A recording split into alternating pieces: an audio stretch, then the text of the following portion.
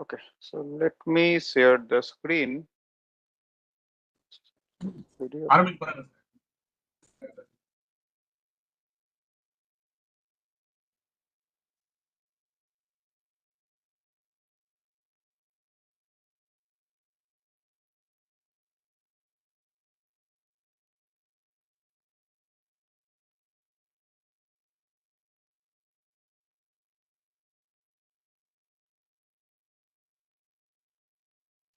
Can you confirm if my screen is visible or not? Yes, sir.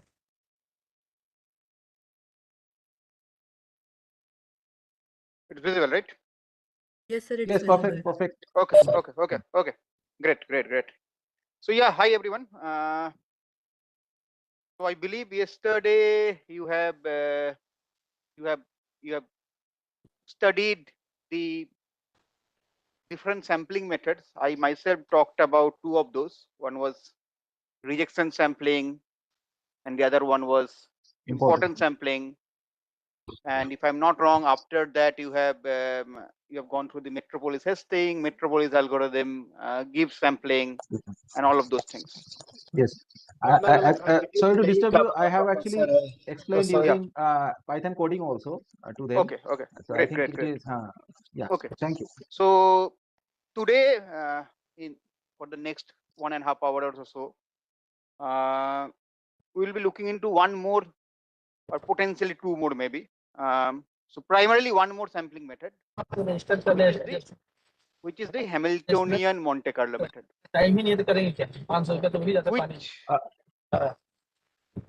Mr. Naveen, Mr. Naveen, Yeah. can you please keep on mute? So yeah, so we are going to talk about one more sampling method today. We discuss one more sampling method today, which is basically the Hamiltonian Monte Carlo, and we'll look into some codes of that as well. And then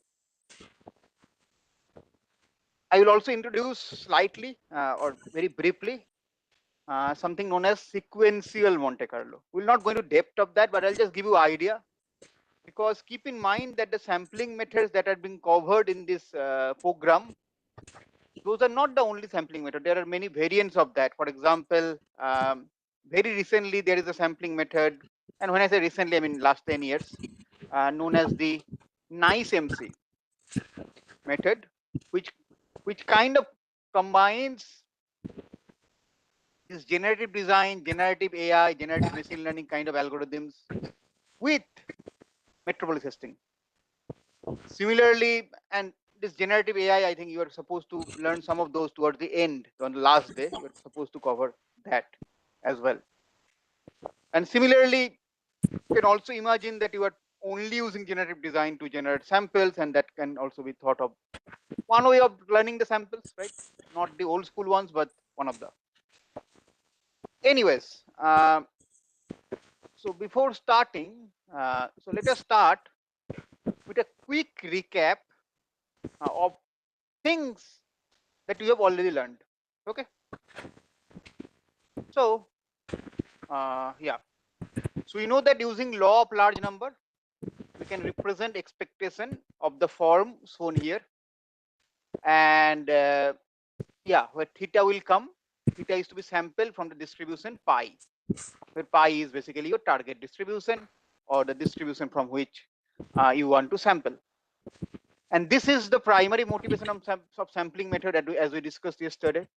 And using the samples you are getting, you can also represent your PDF empirically. This is the empirical distribution, where at each sample you can imagine that there is a direct delta function, and it's a summation over that, right? You can do that. You can also use this to compute some probability of an event. So here I is an indicator function, and you can use it. This becomes an expectation, and then you can use it to find out probability of an event, because probability can also be represented as an expectation with the help of this indicator function. And these are all univariate cases I was talking about. You might have 2 variables, 3 variables jointly distributed. Nothing to worry. The same thing holds. You can see here. So it's still a direct delta function, but each point now has theta 1 and theta 2.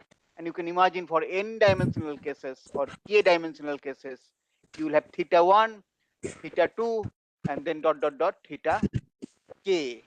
So you can imagine that can happen, and this is again an empirical distribution. And from there, if you have to find out the marginal distribution, you just take the theta 1 samples, and that gives you the marginal distribution.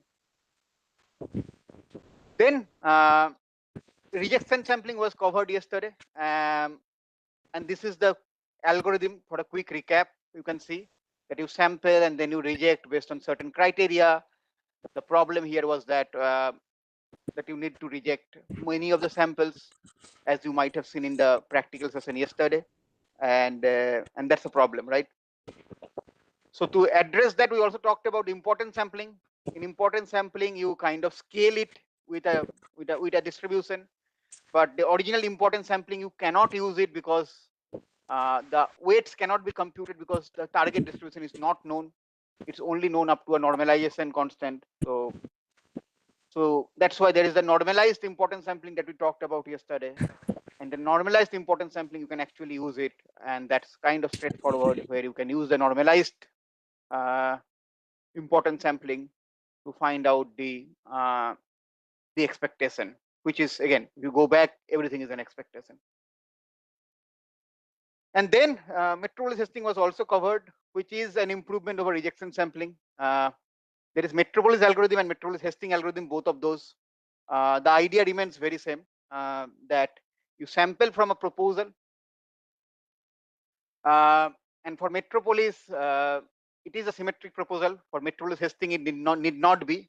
So it need not be a symmetric proposal. And then you draw a sample from the proposal, and then you either accept that based on the acceptance ratio, and this is the metropolis testing acceptance ratio, or you do not, or you repeat the last sample. So either xn plus 1 is equal to xn, or xn plus 1 is equal to y. And then there are conditions. There is irreducibility, there is aperiodicity, transition kernel, and all those things are there, which I'm not going into because those have been covered yesterday. Now remember, if it was a metropolis algorithm, then you will need qy given x to be symmetric, and in that case, acceptance ratio will only be pi y and pi. I mean, you will not have the conditionals there. Okay. Okay. Okay. So that was the whole idea, right?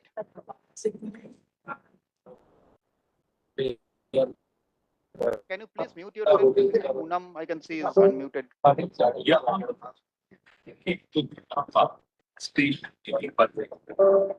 Change here to Blakraba station of the Indian Railways.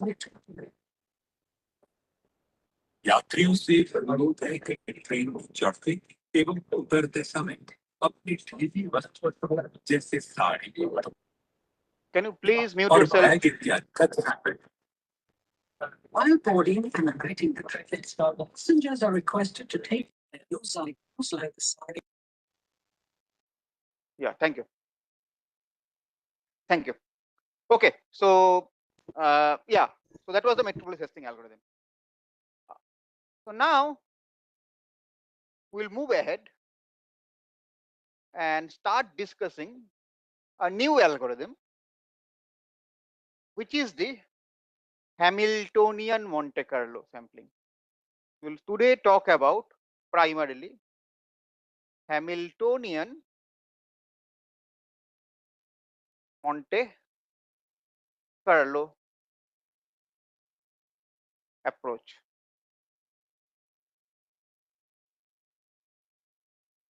Okay. So we'll primarily be talking about Hamiltonian Monte Carlo approach. Now, Hamiltonian Monte Carlo, you can think of it as a special case of metropolis algorithm. Okay. So it is a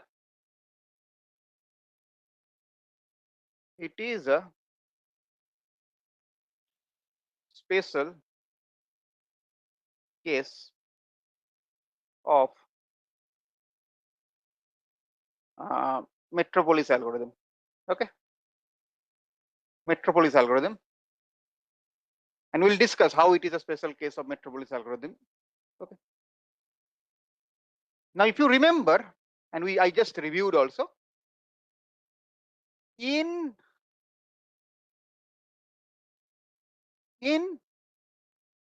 Metropolis, there was a question, but I think there was some spelling mistake, so I could not follow. So you have to probably correct it and write it again. So yeah, so it is a special case of Metropolis algorithm. Now, if you remember in Metropolis algorithm, what were the no, write the whole question because it is popping up. Only Monte Carlo writing is not visible. So in Metropolis algorithm, there were two components. What are the components of Metropolis algorithm? Let us see. Components in Metropolis algorithm. Okay. So if you talk about components in Metropolis algorithm, there are, what are the components? The main component is the transition kernel, but that is kind of fixed. So what you actually need is the proposal, right? Proposal distribution. And using the proposal distribution, you come up with the transition kernel, which is either you accept or retain the last sample. The proposal distribution is one of the major player in the Metropolis algorithm. There is one more thing, which is initial point, the point from where you are starting, the initial sample. But this is of minimal use. No matter where you start from it, if you let the Metropolis chain, the Markov chain, uh, run for enough period, you will always converge independent, at least in theory, independent from where you are starting. Yes, Markov chain then.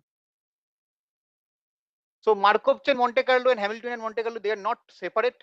As I said, Markov chain, Hamiltonian Monte Carlo also uses Markov chain the idea of Markov chain. So Metropolis testing, Gibbs sampling, Hamiltonian, all of these are part of, comes under the categorization of Markov chain Monte Carlo. Okay, so all of these are coming under the broad umbrella of Markov chain Monte Carlo. Okay, so the initial point really does not matter much. What matters is what proposal you are taking, because if you are not taking a proper proposal, then there are challenges. Okay. Now, what are the popular proposals? Can you tell me one proposal distribution that you might have studied yesterday? You should have. You certainly have. So, what proposal distribution do you? Can you give me one name of a proposal distribution that we generally use in Metropolis testing? Maybe you can type one proposal distribution that is very commonly used in Metropolis testing or even Metropolis algorithm. So, what is that proposal?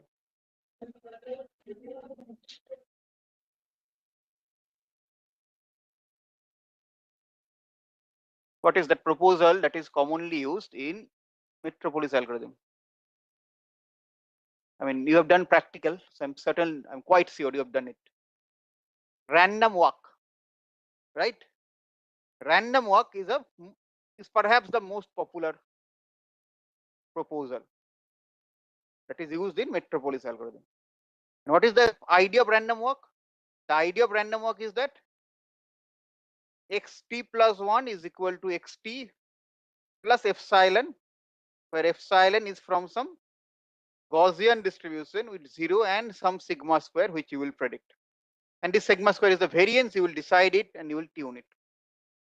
The idea of random walk originally came from, actually, I mean, that's the folk tale that everyone talks about, that the idea of random walk came from observing a drunken person. Because when it is a drunken person, from a point, he can either go to some random point, left, right, backward, or he can even stay at the same point, right, with some chances. Okay, so the proposal distribution most popular is the random walk.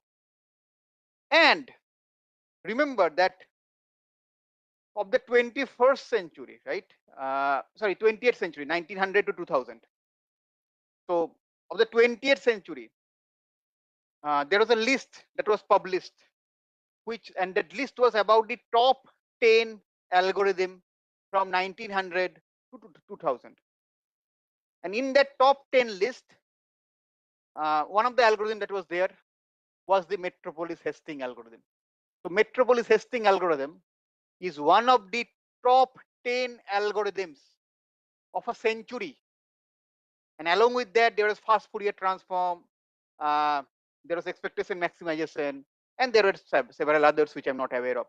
But Metropolis Hastings algorithm is one of the top 10 algorithms of the last century. So it is so popular, and it has again. Can you please mute yourself?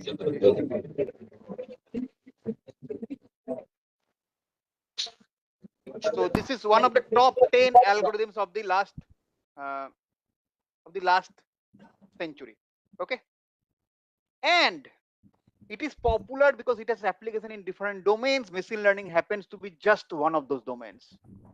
The application of Metropolis algorithm or Metropolis Hastings algorithm is definitely not limited to only machine learning. Okay, you will find application in different domains, and more importantly, even today, people are conducting research, people are carrying out research on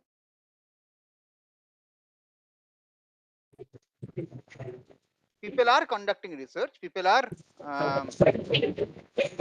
carrying out research in coming up with better proposal distribution. And the nice MC that I talked about little while ago is one such attempt that was made 10 years ago, I think, approximately. Okay. Now, Hamiltonian Monte Carlo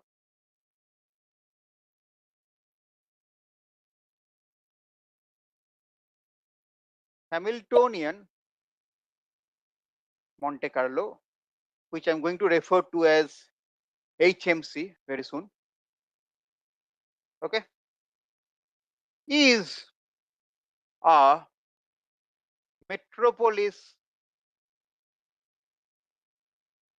algorithm where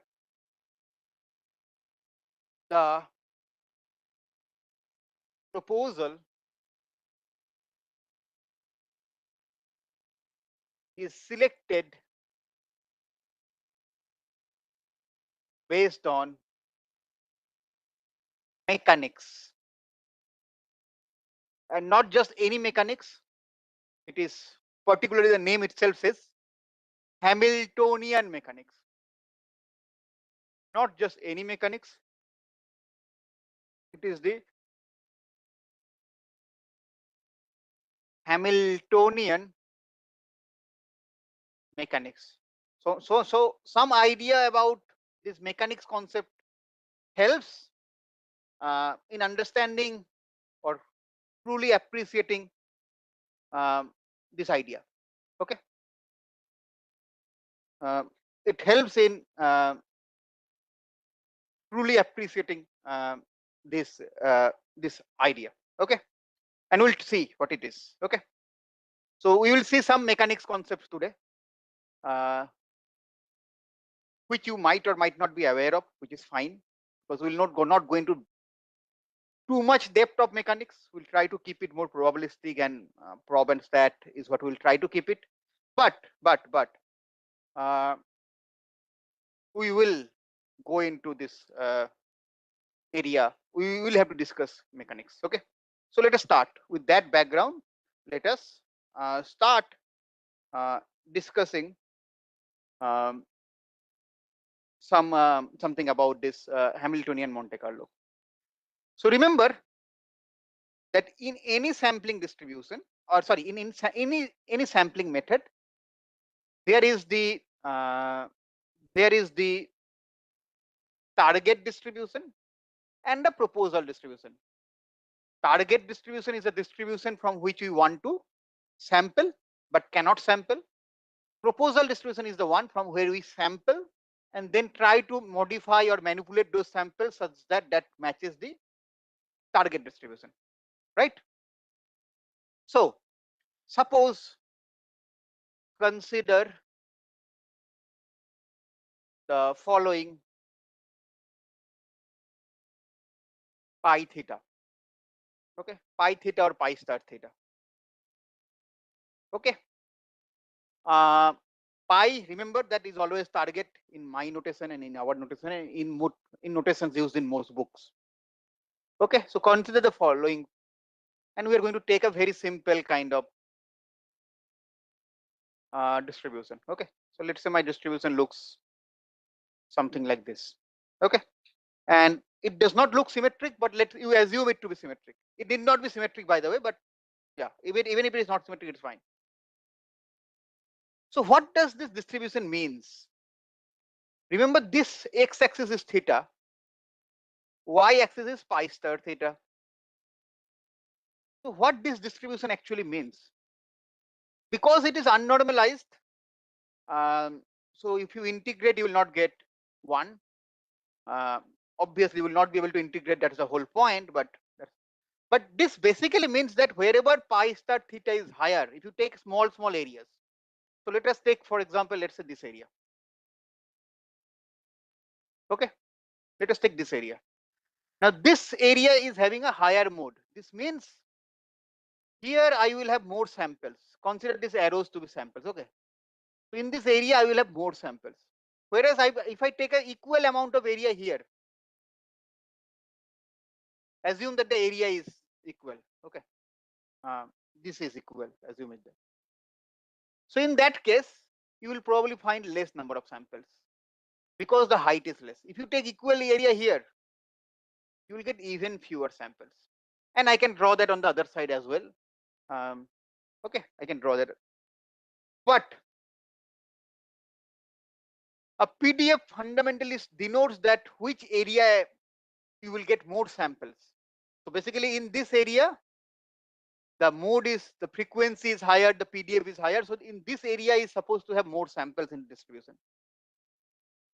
Similarly, if I have a uniform distribution, then all areas should have equal kind of samples.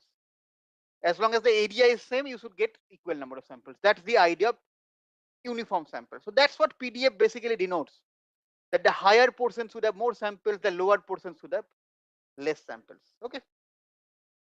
And we will like to use this concept in Hamiltonian Monte Carlo. But we will like to use this from a concept of moving particles. Okay. We'll have particles that can flow like a water, or particles that can roll and move like a wheel, or yeah, so you can imagine like that. And for doing that, what we do is we flip it.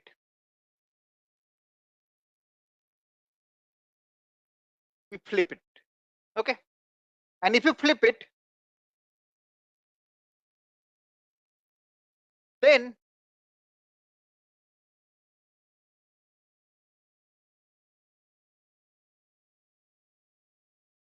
what you will get, remember I'm flipping it, probably something like this. Okay. What I've done is that I've just flipped it. So this portion has now come here. Okay.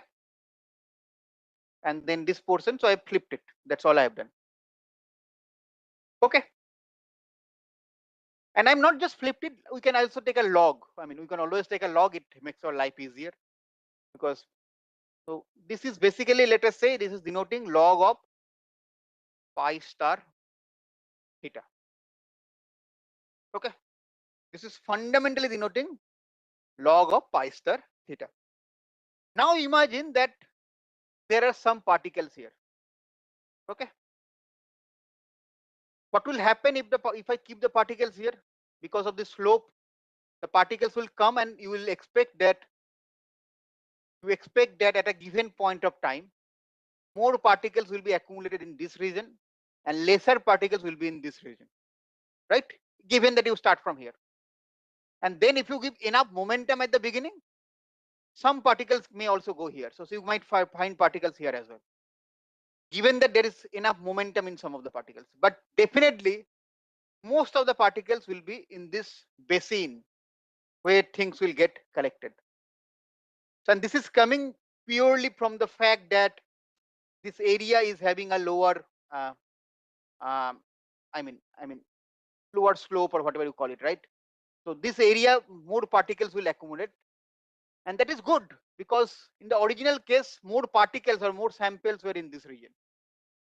So we can, by flipping it, we are drawing analogy to moving particles following the law of mechanics, and we are able to reach the same conclusion that more particles will be here, which was the case in case of PDF as well. Okay, this is one perspective. Okay, keep this in mind, we'll come to it later.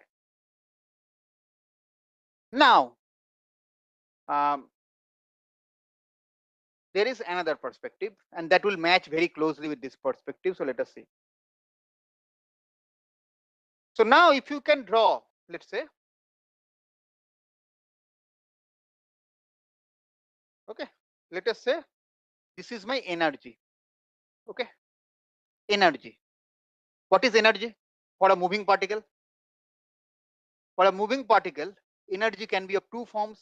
There can be kinetic energy, and then there can be potential energy, right? For a moving particle, there will be kinetic energy, and then there will be potential energy. Okay, so let's say this is energy level E1, E2, E3, and okay, one more maybe, E4. So there are 4 levels of energy. I'm just considering as an example. Okay. Now all of these are kind of mechanics concept. And now from this energy point of view, what you will observe is that, and this is coming from statistical mechanics or molecular dynamics. Okay. Now from statistical mechanics, we know that particles are moving randomly in Brownian motion. And while moving randomly in Brownian motion, they try to reach or the low energy state. Particles always prefer low energy state. So if we go by that, in a low energy state, I will have more number of particles as opposed to in a high energy state. Okay. So going by that, in a low energy state, I will have more number of particles. So more number of particles will reach the low energy state, and only a few will be in the high energy state. Now this is analogous because remember, this is a low energy state. Okay, whereas this is a high energy state. So in that sense also this is analogous. Okay. So now each particle you can imagine is having an energy. So this is particle 1, particle 2, particle 3, particle 4, 5, 6, 7, 8, 9, 10. Okay, 1, 2, 3, 4, 5, 6, 7, 8, 9, 10. So just 10 particles is what I have drawn here. But that's not the point. The point is that there are n number of particles. Each particle is having an energy. Okay, and these particles are distributed as you can see. So can you tell me what is probability of energy? What is probability of energy? Can you come up with some expression for the probability of energy? And it need not be normalized. Keep in mind that most of the particles are in the low energy region. So as the energy increases, the value of this PDF should reduce. So generally what is used, and this is a modeling kind of thing that is used, is this is proportional to minus E. Okay, this is proportional to minus E, and that means if the energy increases for a higher energy, because of negative sign, it reduces an exponential of that. So that means it will be having a lower value.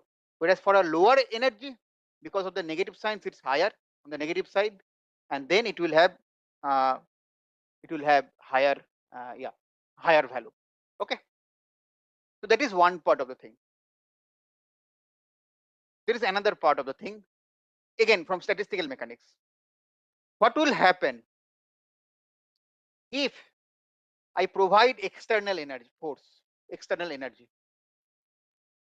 Suppose I provide external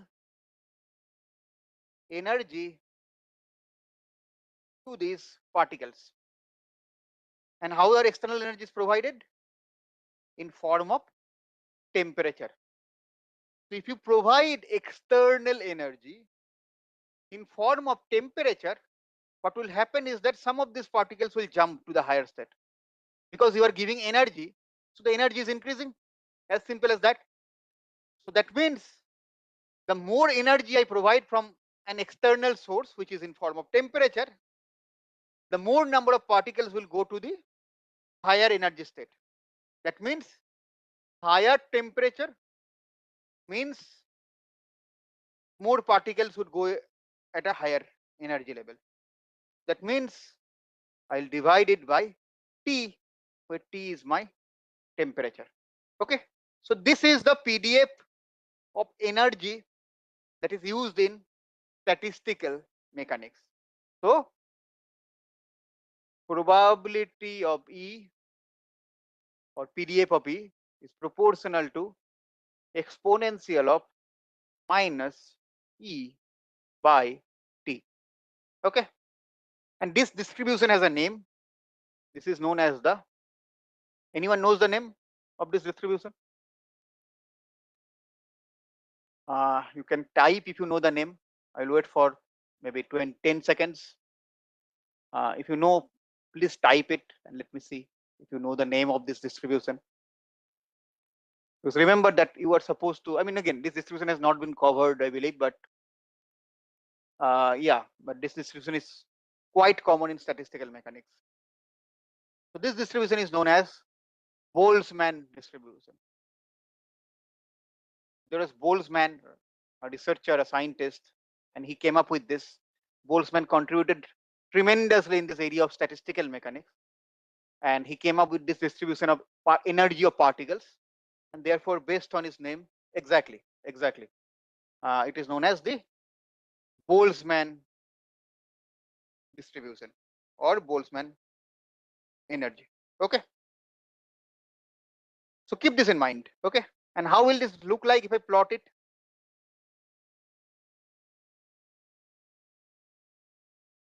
If I plot it, there is the E, and let's say there is P of E. It is a exponentially decaying, so something like this you will get. If I increase T, I'll get something like this, and as T increases, this distribution goes up. So this is in increasing order of T.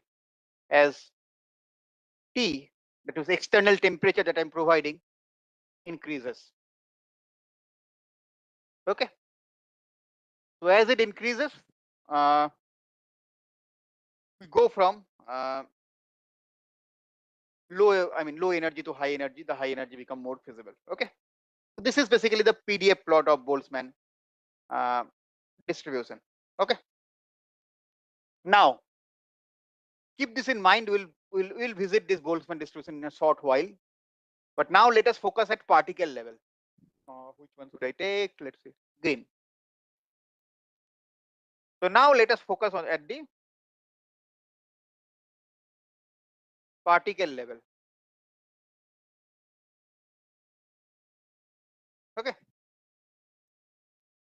so now at a particle level, if we focus, how is a particle characterized? How do you characterize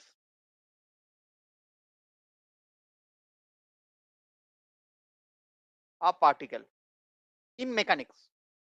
Think of a particle, a small ball rolling on the floor, let's say. How will you characterize it?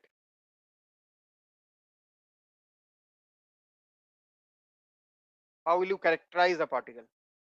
There are different ways, but one of the obvious way uh, by which particles can be characterized is by position and momentum. And you will realize even in quantum we use position and momentum to kind of characterize a particle. Okay, so can you please mute yourself? PN Singh, I can see. Thank you. Okay, so how do you characterize a particle? So particles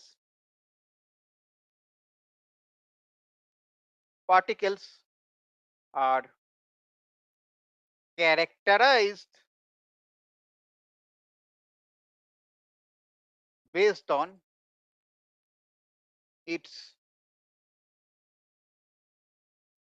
position, and position is what we is theta I.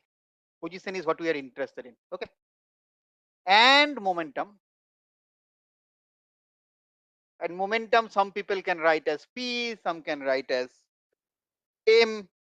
I am going to use m. Okay, m. Okay, but p is a very common notation for momentum.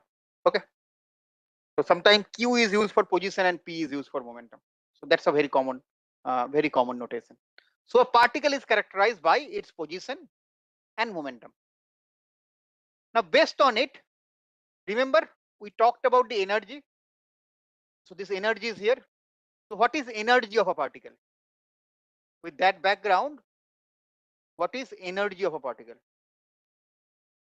Energy of a particle.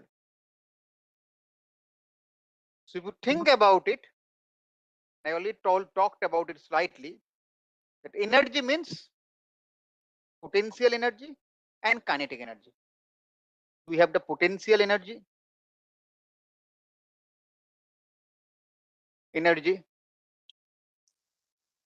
which is U, and then we have the kinetic energy, which let us call it, sometimes you call it T, but I will call it K. Okay. Now we need to write these quantities. We need expressions for this kinetic and potential energy, because if we have to compute the total energy E, which is the Hamiltonian by the way, which is equal to potential energy plus kinetic energy, we need to relate this potential and kinetic energy with position and momentum. So how can we compute U and K of a particle? Okay, how can we compute U and K of a particle? Let us start with K. So what is K? K is kinetic energy, and we know from our school level mathematics, right, that K is equal to half m v square, where this m is the mass. So I have used, so I let me write it something else, right? Half mass times velocity square. Okay. So now what I can do is that this is equal to half mass times velocity whole square divided by mass, right? And what is mass times velocity? This is our momentum. This is my m. So this is equal to half momentum square by mass, or momentum square by 2 mass, 2 times mass. Okay. So for the ith particle, so for the ith particle,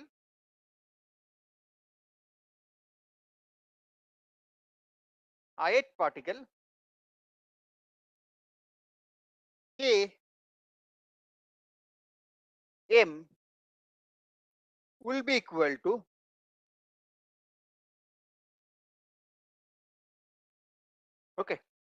summation. Even if it is confusing, I'm going to follow M because there are books which it follows M, so you cannot avoid that. Okay, so and for mass, I'm going to write the total mass, so that will not be confusing. So for the ith particle, you can see that your kinetic energy is a function of only mass. Okay, mass and momentum. So this will be equal to J equal to 1 by D M Ij square by mass I. Okay, so now I have I and J. We need to understand what is I and what is J. Okay, so and then what is D. Remember, we are talking about sampling, and it is not necessary that we will only be using univariate distribution. We might have a bivariate distribution. We might have a invariate distribution. So this D here denotes the dimension of the distribution that you are dealing with. In classical mechanics, this D is limited to 1, 2, or 3, 1 dimension, 2 dimension, or 3 dimension. So that means momentum is in X direction, momentum in Y direction, momentum in J direction. Okay, but we are not working in the physical space. We are working in the probability space, and in probability space, this D can be really, really large. Okay, this D can be really, really large. So this K of M is equal to summation J equal to 1 to D momentum square by mass. Okay, what is the mass? I will come to that later. So this D is basically, I'll repeat, is the dimension of the target distribution. Okay, dimension of the target distribution. Okay, and if I assume D equal to 1, so assuming D equal to 1 to make our life simpler for now, what we'll get is kinetic energy. And remember that kinetic energy is only function of momentum, because we're talking about particle mass, we are not considering for now. So momentum, and this is equal to, I can always write that it is equal to m square by 2 times the mass. Okay, and because it is and if it is the ith particle, then it should be mi and mi. Okay, because there will be many particles, so let's classify it as the ith particle. Okay, so this was the kinetic energy. There is another energy, which is the potential energy. The potential energy we also need to compute. And how do you compute the potential energy? So as I told you earlier, that this looks like, right, this expression, it's like a like the potential energy will be low here, high here, and all those things. So one of the thing is that you can imagine is that you can consider this as your potential energy just by looking at the analogy that in a low potential area more particles are there, high potential less particles are there. So potential energy is generally modeled as this one, so minus log of pi star theta. Now remember, this is one way of writing, one way of understanding why the potential energy is written like that. There is another way which comes from not from statistical mechanics or anything like that, but comes from classical statistics. So ideally, you can imagine that we are interested in probability of theta which is the position, and m, which is the momentum. And this we can always write as probability of theta multiplied by probability of m times theta. We can then take log on both sides. If I take log on both sides, what will I get? Log of probability of theta comma m, which is equal to log of p theta plus log of p m given theta. Okay. So now from a statistical point of view, this part with a negative sign, if you look into it, is basically this one. So this part is basically u, and this is our modeling choice. So we model this as a kinetic energy. So this basically corresponds to k. Okay. So that comes from the statistical point of view. And then there are other models of k as well, you will find, but we'll not go into that today. Okay. So that is another analogy that you can draw. And this is more not like an analogy, but this is how you can understand how this minus log of pi theta is coming, or at least this log of pi theta is coming. Okay. This is another analogy that is quite useful. Okay. That is quite useful. Okay. So you have this u, and the important thing is u is only function of theta. So I have not written that. Let me write it down.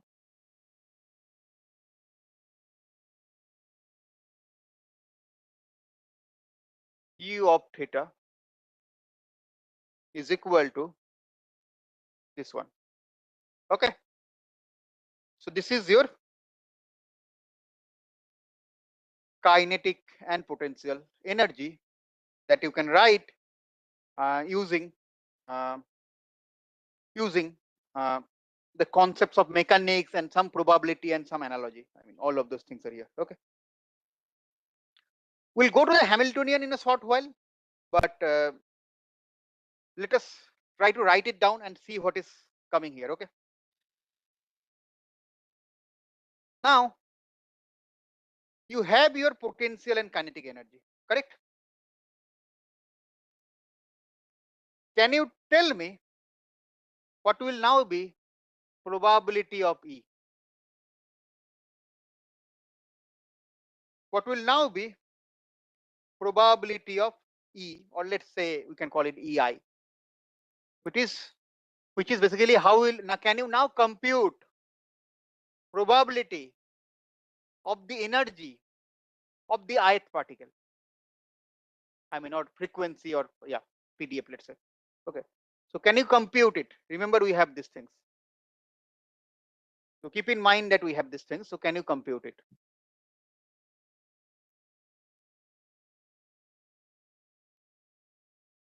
Remember, for all practical senses, I already told you that this is equal to this quantity, probability of theta I, comma, mi. So for all a practical purpose, you can think that EI is a function of theta and mi. So probability of EI, you can think of it as function of this thing. Okay. And now let us see what we can do. We have this as probability of theta I multiplied by probability of mi given theta I. Okay. Now what is probability of theta I? This is your pi star theta I, my target, divided by z pi, which is unknown. Our whole the culprit for which we need all these sampling things. If this z pi was known, we would not need any of those. And then what about this? This I said is your kinetic energy, right? In some sense. So this I will write as exponential of minus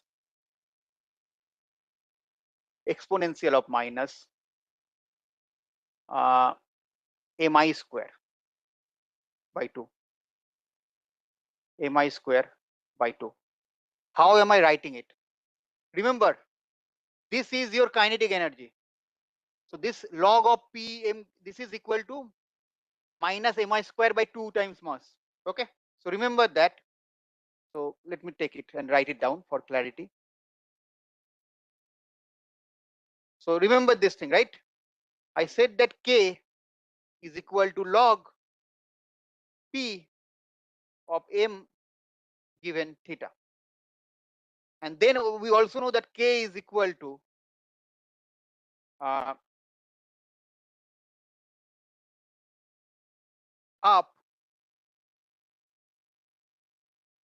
okay, up M square, it will become mi square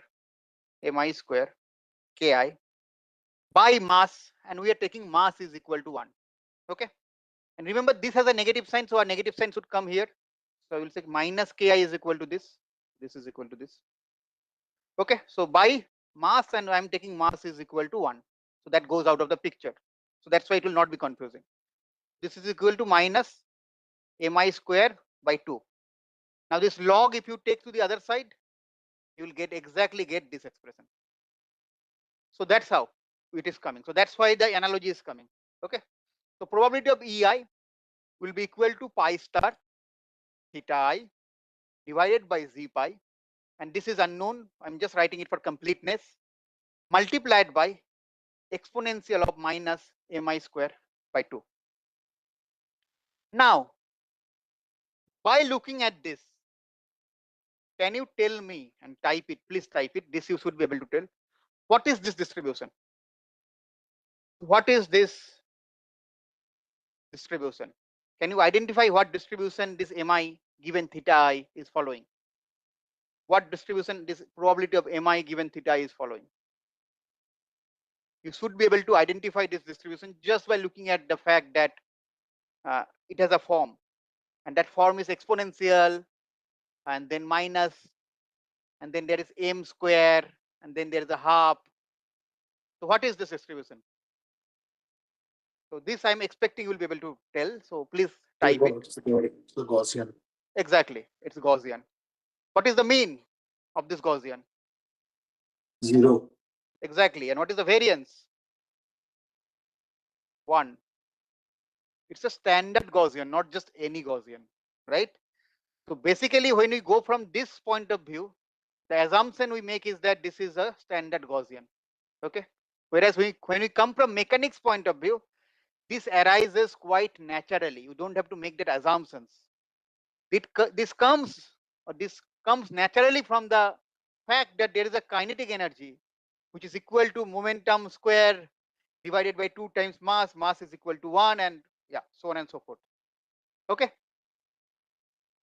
So this is basically your joint, the distribution of the energy kind of, right? So basically this is finally equal to 1 by z pi. Again, I'll repeat, z pi we are not aware of. Then there is pi star theta I. Pi star theta I we are very well aware of. And then exponential of minus mi square by 2. Okay. So this is what we have arrived at. Okay. Is it clear until now? So then we'll proceed to what we want to do.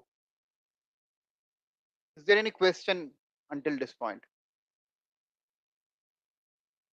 No? Okay. So all we did was find out the energy. Remember, we should not lose focus of our original goal. Our goal remains the same. Our goal is to come with a proposal for sampling theta. That's our goal. We want to sample theta so that it will become a nice proposal which we can now use within Metropolis. That is our goal. Okay. So how do we do it? So in HMC, theta represents position. Okay. Position. And when I'm using this term particle, remember, you should relate this particle with sample. Okay, I'm using particle because in Hamiltonian those are called particles. Okay, theta represents position and m represents momentum. Okay, and we also have quantified or calculated or represented, whatever you want to call it, potential energy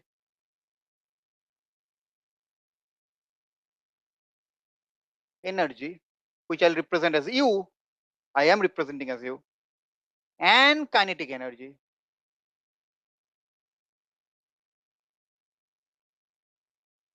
which we are representing using K. Okay, we also have quantified potential energy and kinetic energy in terms of theta and m, in terms of position, which is theta, and momentum, which is m. Okay, so we've already quantified that. So therefore, the Hamiltonian of the system is, and this is from again from mechanics we are coming into this, Hamiltonian of the system is H is equal to U plus K, or to be more specific I should write H as a function of theta comma m is equal to U as a function of theta plus K as a function of m. Okay, this is the Hamiltonian of the system, and when we write the Hamiltonian, this means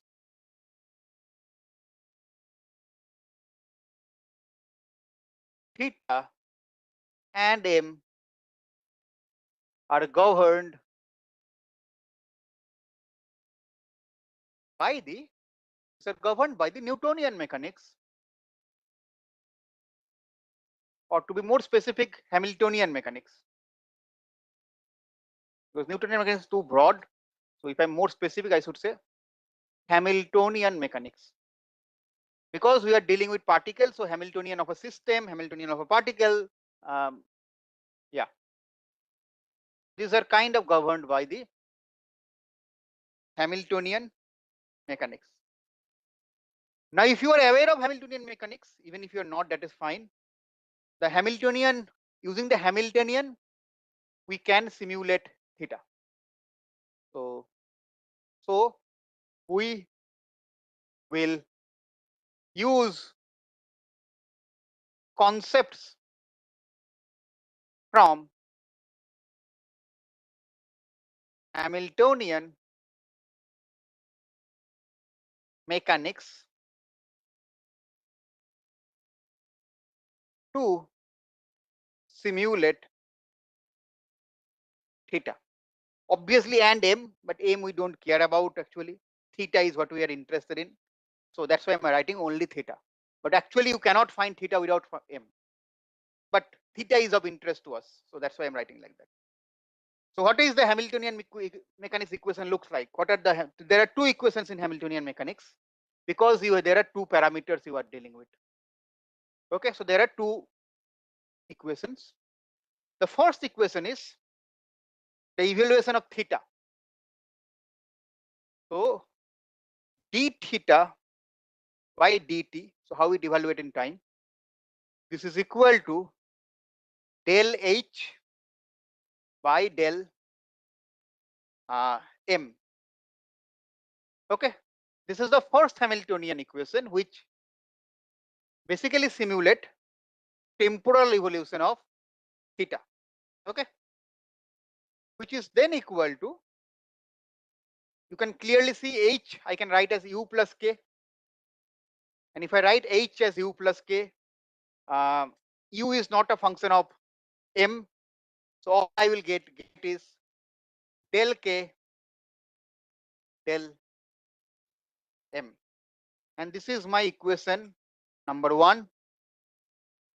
Similarly, we need to simulate, and we need to, this is a coupled equation we are talking about. So you will have to also simulate or find out the evaluation of momentum. And evaluation of momentum is found out as dm, the momentum evaluation with time, is equal to minus dou h by dou, or del h by del. So there is m, so there should be theta here. And now h is again function of u and k. K is not a function of theta. So it will be equal to minus del u del theta. Let us call it equation 2. And if you can simulate this both the equations, equation 1 and equation 2, you are now in a position where you can sorry. So you are now in a position where you can now find out or sample theta and m. Remember, m we do not care about, so we will only be keeping or retaining the samples of theta. Now to simulate it, is there something that we need? For simulating this kind of differential equation in time, this is basically a initial value problem. Okay, so equation 1 and equation 2 represents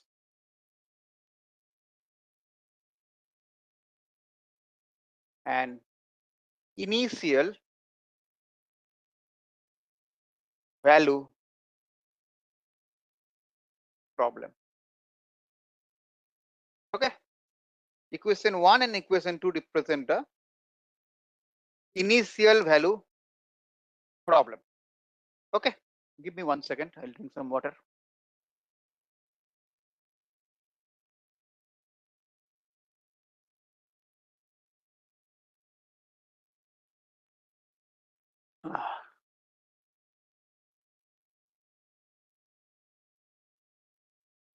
So yeah, equation 2 represents the initial value problem. Okay, and for solving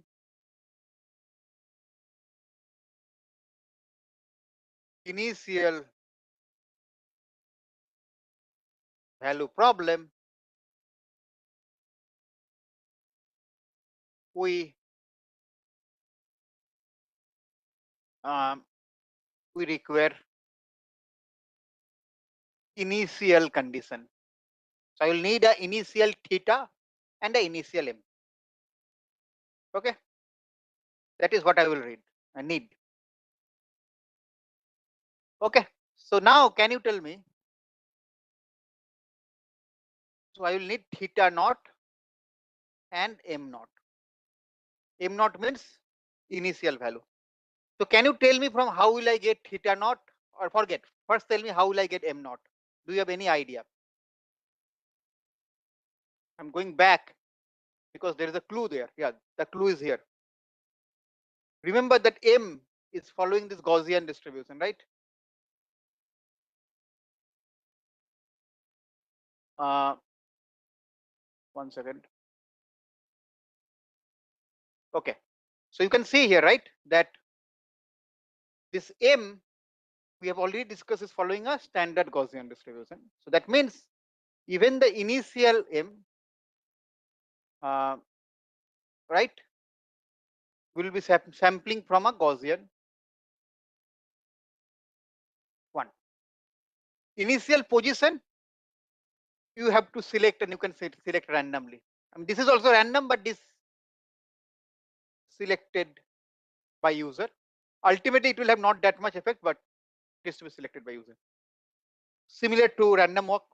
where you start with the initial some values.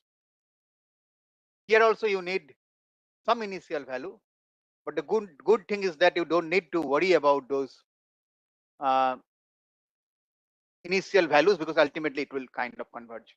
Okay, so you've selected the user. Once you have this initial value, you are now ready to simulate. So solve the problem, solve the equations, which is equation 1 and 2, using solve the equations using some numerical time integration scheme. Numerical time integration scheme. Okay. Solve it using some numerical time integration scheme. Okay. That's all you need to do. You need to solve it using some numerical time integration scheme. So now can you, I will give you 20-30 seconds. Can you name some popular time integration scheme, some popular numerical scheme that can be used for solving this two equation? Can you name? I'll wait for 20-30 seconds and see that if you can come up with some name, something that uh, can be used. So are you aware of any such scheme?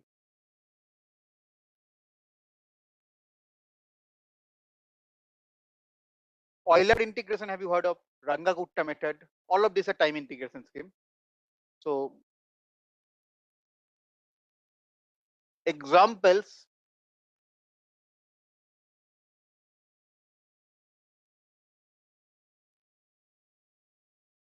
of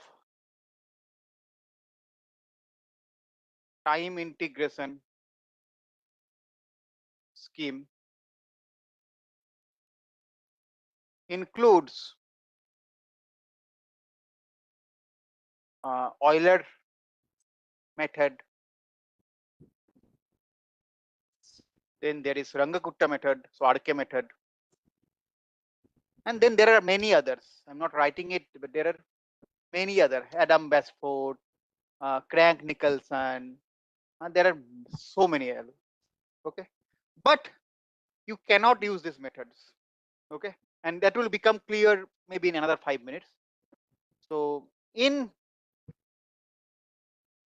Hamiltonian Monte Carlo, we want to use uh, we want to use a time integration scheme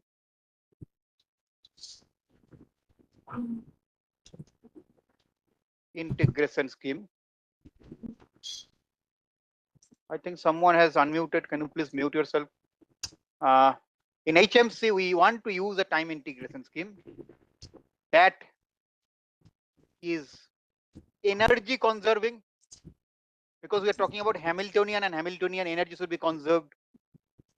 Energy conserving, and more importantly, reversible. That means if you go from theta 1 to theta n, to reverse the process, you should be able to reach theta n to theta 1, which these methods do not ensure. They do not ensure. So they do not ensure it. Okay. So it's in HMC, we want to use time integration scheme that is energy conserving and reversible. And such schemes are known as symplectic time integration scheme. So in other words,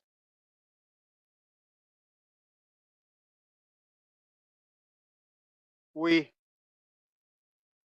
want to use symplectic time integration scheme. And we want to use symplectic time integration scheme because symplectic time integration scheme will ensure that the energy is conserved and it is reversible. And that is why. In specific, we use the leapfrog algorithm. So most popular in HMC is the leapfrog algorithm. Okay. Now I'll not talk about leapfrog algorithm, but it basically first simulates the momentum and up to a half step, and then use that to simulate the position, and then that is repeated. And by doing that, first momentum up to a half step and then position for a full step, it ensures that the energy is conserved. Okay. So leapfrog algorithm is a symplectic algorithm. Leapfrog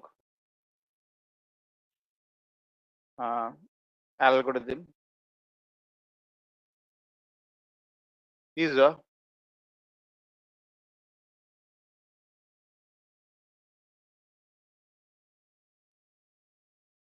symplectic algorithm. Okay. So I'm not discussing that. You can read it on your own. It's basically a simple numerical scheme. But fundamentally, what you do is that first you simulate m0 plus half, that is equal to m0 minus delta t, that is a time step, by 2, and then the u part comes into grad of u. This comes into picture, and then you simulate q, not q. I mean theta 1 is equal to theta naught plus delta t, and then you find out the other part. Okay, so there is a part after that, so you find it out. Okay, so yeah, so that's how you do it. I'm not going into this, but please read about it. Okay, please read about it. So this is the leapfrog algorithm that we use, and by using leapfrog algorithm, what we can do, we can generate samples. Okay, with that, most of it is actually exactly that's why. So it's like a frog, right? So that's why, because that's why the name. Exactly. So it's a symplectic. So using leapfrog and equations 1 and 2, we get theta. And this is our proposal, by the way. We are getting theta from our some proposal. After that, what we will do? Similar to Metropolis algorithm, we will calculate the, so then using this theta, let's call it what? Theta t plus 1 maybe. We are going to calculate acceptance ratio. And this acceptance ratio is basically A is equal to minimum. We have already studied it yesterday. 1 and then pi star, your unnormalized distribution at theta t plus 1 by pi star at theta t. Okay. And now there is an interesting part for me to discuss. Look at this acceptance ratio, right? You will see that we are using acceptance ratio for the Metropolis algorithm. We are not using the acceptance ratio for the Metropolis Hastings algorithm. And when can we use the Metropolis algorithm and not instead of the Metropolis Hastings algorithm? Is there some property of the proposal for which we can use Metropolis instead of Metropolis Hastings? Can you please, if I mean, you are probably aware of that, but can you type it? When can we use this Metropolis algorithm instead of Metropolis Hastings algorithm? Metropolis Hastings is more general, but under some condition, Metropolis Hastings reduces to Metropolis. And that happens if the proposal is symmetric. That happens if the proposal is symmetric. Okay. So note that we have used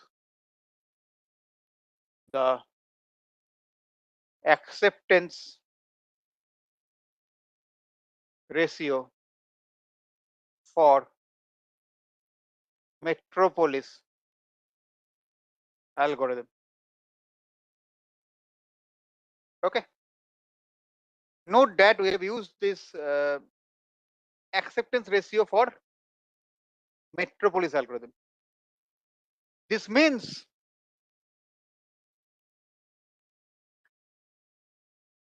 that the proposal is symmetric. Only if the proposal is symmetric, we can use metropolis. Now, can you think why our proposal is symmetric? How are we having this symmetric proposal? How are we going from theta naught to theta 1 and it's symmetric? Because we have solved mechanics problem. It's a mechanics problem, right?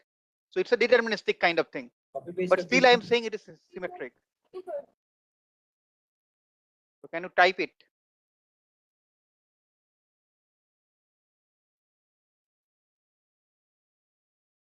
Why is it symmetric? It is symmetric because we are using the leapfrog algorithm. Because remember that leapfrog algorithm is a symplectic algorithm, which means it is reversible, which means if you are going from theta naught to theta 1, you can also go from theta 1 to theta naught with in a deterministic sense. So in both cases, theta naught to theta 1 is going with probability 1. And similarly, we'll go from theta 1 to theta naught with a probability 1. So it is 1 by 1. Because you can go both ways, it is resulting in a symmetric. And anyways, so that is why. Because we are using this leapfrog algorithm, which is a symplectic algorithm, we end up with this metropolis algorithm acceptance ratio. Okay. And that is why leapfrog is important.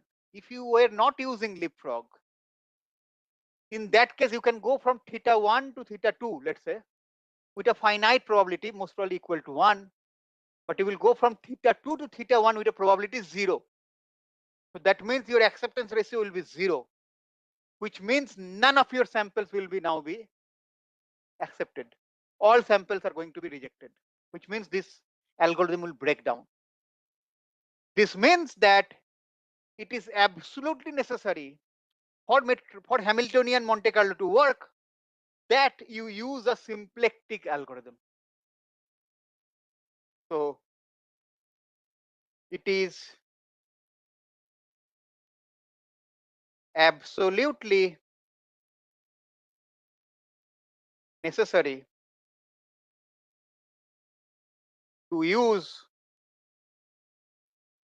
symplectic algorithm for it is absolutely necessary to use symplectic algorithm for HMC to work. So symplectic algorithm was not a choice, it's a necessity. Okay.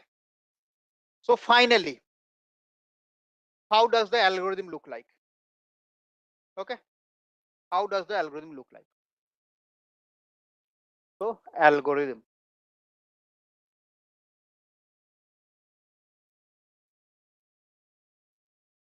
So let us look into the algorithm. So first of all, what are the hyperparameters? And in this case, you have more number of hyperparameters, by the way, so that you should be aware of. So the hyperparameters for HMC at least are delta t, which is your time step, and tau, which is the total time for which your Hamiltonian Monte Carlo will run for each sample. Okay. So you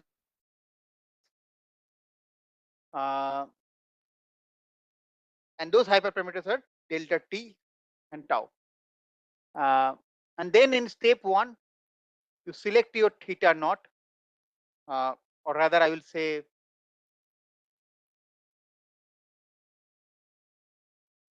you set your theta t to be theta naught. Okay. And you sample m from some Gaussian with 0 and 1. You also sample u from a uniform 0 and 1, but in this case 0 and 1 are the lower limit and upper limit. In this case it is the mean and variance. Keep that in mind. Then step 2, get theta tilde, which is a proposal sample, by using equations 1 and 2 and leapfrog algorithm, basically simulating them. Okay. You have your theta tilde by doing that, and for doing that you will need both these parameters. Step 3 is you calculate the acceptance ratio, and this is equal, okay, acceptance ratio. This is equal to minimum of 1 comma pi star theta tilde divided by pi star theta t. Theta t is a theta naught, by the way, at least in the initial step. Okay. Fourth step, you will either accept or reject. So if q is less than equal to a, so then you accept theta t plus 1 is equal to theta tilde. Else you else theta t plus 1 is equal to theta t. And this is your Hamiltonian Monte Carlo algorithm. Nothing has changed from the Metropolis algorithm except the fact that you are now getting this theta tilde, which is a proposal sample, by solving two equations which are coming from Hamiltonian mechanics. So that's why I said it is a Metropolis algorithm, but with some twists and turns here and there, some concepts from mechanics. Okay. So that is your Hamiltonian Monte Carlo algorithm. Any question? Otherwise, I will stop sharing. Show you a small code for Hamiltonian Monte Carlo, and then come back. Okay. So, is there any question on the theoretical part side of things?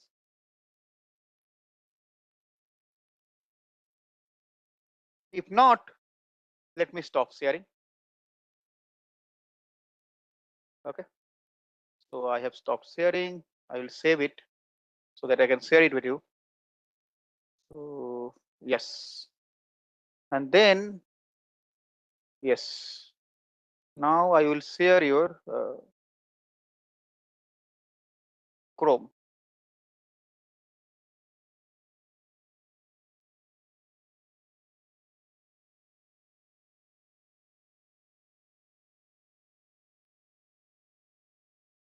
You should be able to see a Google Colab set. Or is it visible to you?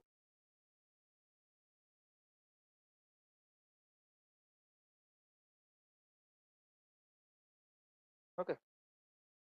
So is my screen visible? Can you confirm?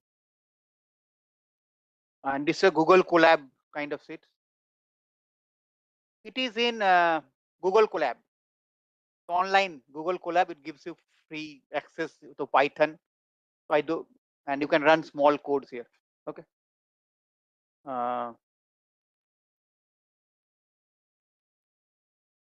Okay. So if it is visible, let us see. So what we are trying to do is we are trying to approximate a Bagel-shaped distribution, and this is a very difficult distribution where Metropolis testing with random walk fails. It fails. So we are trying to come up with samples or draw samples from a bagel shaped distribution, which looks something like a bagel or a donut. Okay, that's how it looks like. I am going to skip this initial part. This is basically your log probability, and this is gradient of log probability, which will be needed later. But the main part is here.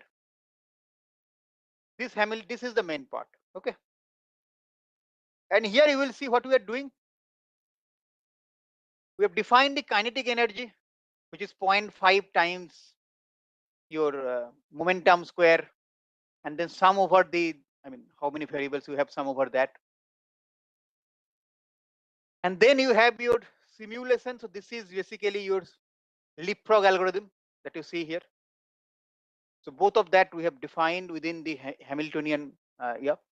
Okay. And let us see. And then what we are doing, the main thing is here actually. So you are sampling your current momentum from a standard Gaussian, as I wrote here. As I wrote before, you are going to sample the momentum from a standard Gaussian that you are doing. And position, given some initial position, you are simulating it by using the leapfrog algorithm, which is simulate dynamics. And you are solving the two equations that I showed you, equations 1 and 2. And you are solving it up to a certain time for a certain time step and all of those things. And that will give you your proposed H. Okay. So you'll get your proposed position and proposed momentum. And based on that, you can calculate your current H and current proposed H. Okay. And based on that, this is little trick I have done, but it is very simple. What we have done here is that we have calculated the acceptance ratio, but not in terms of probability, but in terms of Hamiltonian itself. And that is obvious because it is log probability. Hamiltonian is log probability. So you will see that because you are taking a log, there is an exponential. So exponential and log will cancel each other out. And because of log, your division becomes a subtraction. This is basically your acceptance ratio. And you are checking if your uniform random number, you can say rand is there. If that is less than that, if it is less than that, then you accept it. Otherwise, the previous one you save it here. So exactly the same steps that I showed before in the algorithm, those steps are here. This is your algorithm, 5 lines of code, excluding the leapfrog algorithm. And if you use leapfrog algorithm, that is another 4 lines of code. So 10 lines of actual coding is all you need. Everything else is a ornament to make it, to plot it, to load it, and all of those things. Okay. So let us run it and see how does it work. And by the way, I also have the Metropolis algorithm here, Metropolis testing, because we want to compare. Okay. We run it. Okay. And this is the important thing. This is the effective sampling size, right? That means how many of the samples are getting selected. In Metropolis testing, you can see that it is 10. In Hamiltonian, it is 78. So 10 times more, 8 times more efficient. Hamiltonian Monte Carlo is almost 7 to 8 times more efficient for this case, because the higher the effective sampling size, the better the sampling algorithm. Okay. So clearly for this example, we can see that HMC is better. And then you can do a plotting and let us see what is happening. So we have plotted it now. So now look at it. These are the samples you are getting using HMC. And only in a few sample you can see it has covered the whole donut shape. Donut means in between there is a hollow and then there are samples here. Wherein in Metropolis testing, we have sampled huge number of samples, and even then there are portions which it is failing to cover. It is not able to sample from this, even after such large number of samples, which again shows that for this problem, for example, Hamiltonian is better. But always remember, there can be other algorithms also, other problems also where Metropolis testing might be giving better results. Okay, so keep that in mind. This code I will also share with all of you. And then there is trace and autocorrelation is another. Even autocorrelation, you will see that HMC is lower, which means it is generating samples which are less correlated. Okay, so So that is another good thing about HMC. Okay, so I'll share this code with you, but the main portion to look into is basically the leapfrog algorithm that is here and the HMC, which is here. So this 10 lines of code is all you need. That's all. Okay, all the things that I derived and talked about are for your conceptual understanding. Once you have that conceptual understanding, that will help you in writing these 10 lines very fast and in a correct manner. Okay, so that is it for Hamiltonian Monte Carlo. Is there any question on the Hamiltonian Monte Carlo?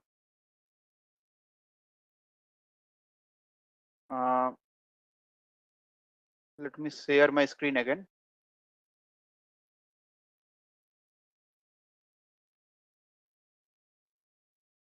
Yeah. So is there any question on Hamiltonian Monte Carlo? Yeah. So those 5 lines that I showed are basically these lines, and the 4 lines of is this line. Total 9-10 lines of code is all that is. Okay. So any doubt on this part? If not, I'll just take 5 or 10 minutes more to explain the sequential Monte Carlo, and then I will stop. Okay. If there is no doubt, I'll just quickly talk about sequential Monte Carlo, because I think that is also very important, and then I will kind of stop. Okay. What is happening? Wait. Yeah. So suppose, okay, okay, we're going to talk about sequential Monte Carlo. Let me write that first.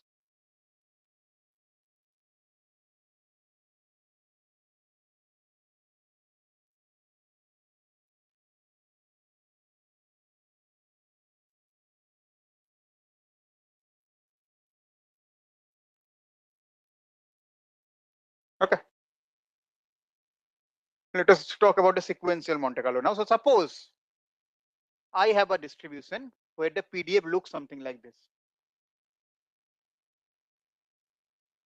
The PDF looks something like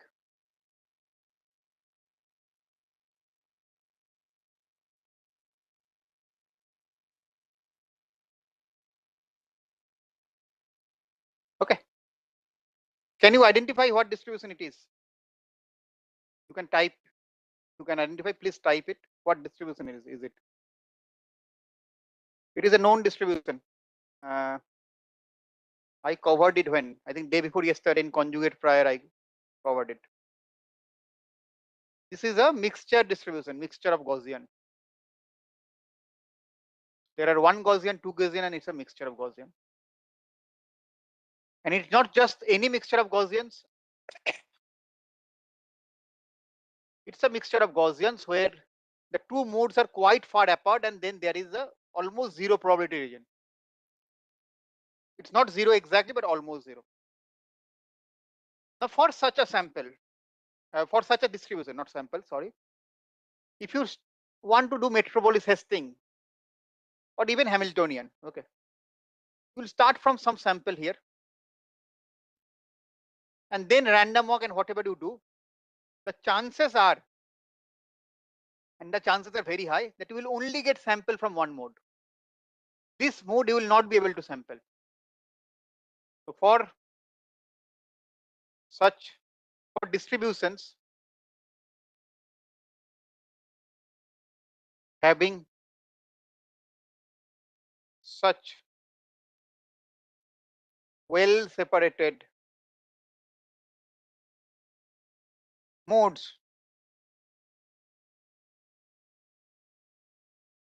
we or not we, I think the conventional Metropolis testing algorithm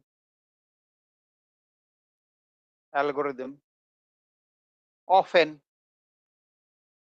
gets stuck in one of the modes. So you are not able to sample from both the modes. You are stuck in one of the modes. Okay. And which mode you are stuck at? It depends on where you are getting the initial sample. If you are lucky, you can sample from both modes, but that is very unlikely. How you can do that from both modes? in this case, probably yes. If you sample maybe 1 billion times, then maybe one out of those 1 billion, once it will come here, and then it will start sampling here. But you will need, the rejection ratio will be huge, or you are only sampling from one of the modes. That's what is going to happen. Okay. And in this case, you can visualize it is a 1D kind of thing. Now imagine that you have a 100-dimensional distribution having 100 modes or 1,000 modes. You cannot even visualize, so you can decide. You cannot decide by visualizing where to start, where to end, and all of those things are out of the window. So sequential Monte Carlo is one algorithm that allows you to actually address this issue. Okay. And I will not go into the depth, but how it is done, I will talk about that. So remember that in Bayesian, we are interested in probability of theta given d, which is proportional to probability of theta and probability of d given theta. In sequential Monte Carlo,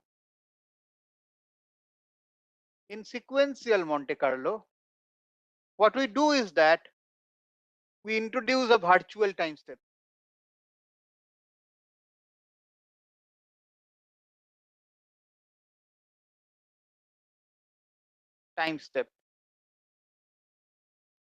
Okay. By the way, this we are going to call as pi theta. Okay. So what we do is that we such that pi L theta is proportional to P of theta, probability of d given theta to the power L. And this L varies from 0, 0.0001 dot up to 1. So you can imagine that when L will reach 1, that is when you will be able to sample from this. So there are intermediate steps where you will be sampling, and that is going to make your life easier. Why and how that will happen? Let me show you what is the intuition behind it. This is what you are going to do. This is the distribution from which you actually want to sample. Okay. Again, pardon my drawing. So initially, let's say your prior is something like this. Okay. So you can sample from your prior and you will get sample everywhere. So that is for L equal to 0. So this represents L equal to 0. Next, you will sample from the same color for some time. Let's say L equal to some value. So for that value, maybe your distribution will look something like. And let's say this you will get at L equal to, I don't know, 0.2. At L equal to 0.2, you get something like that, and still there is no zero reason or almost zero reason. And then you will sample from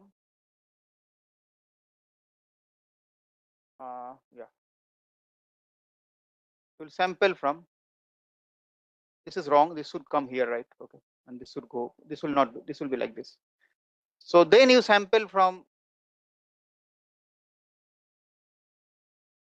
you get something like this,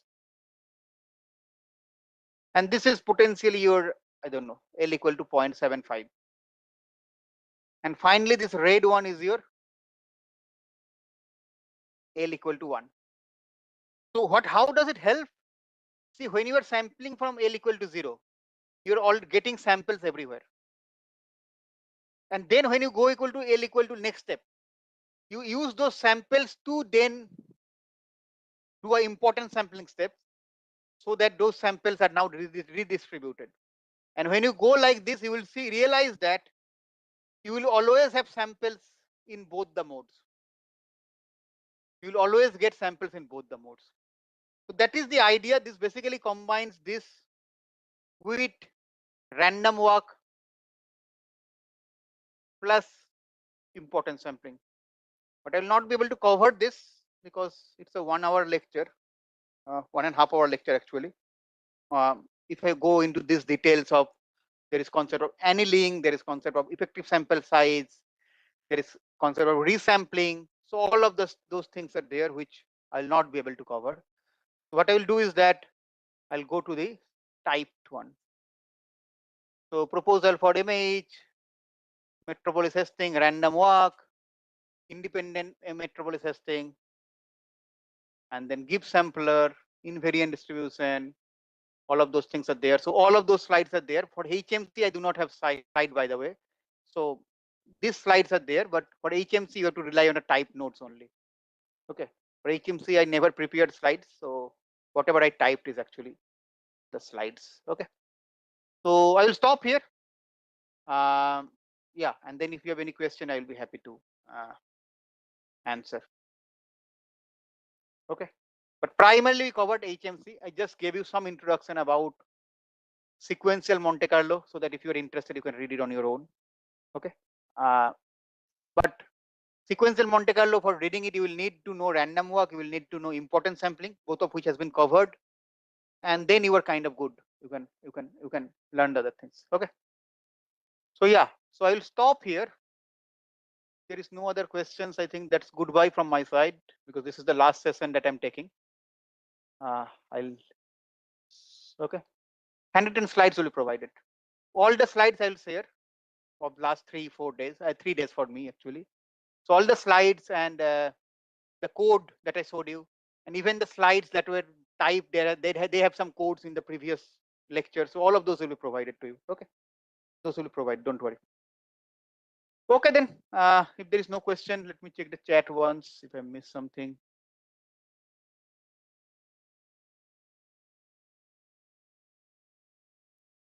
Okay, there is nothing. Okay, then thank you everyone. All the best and bye.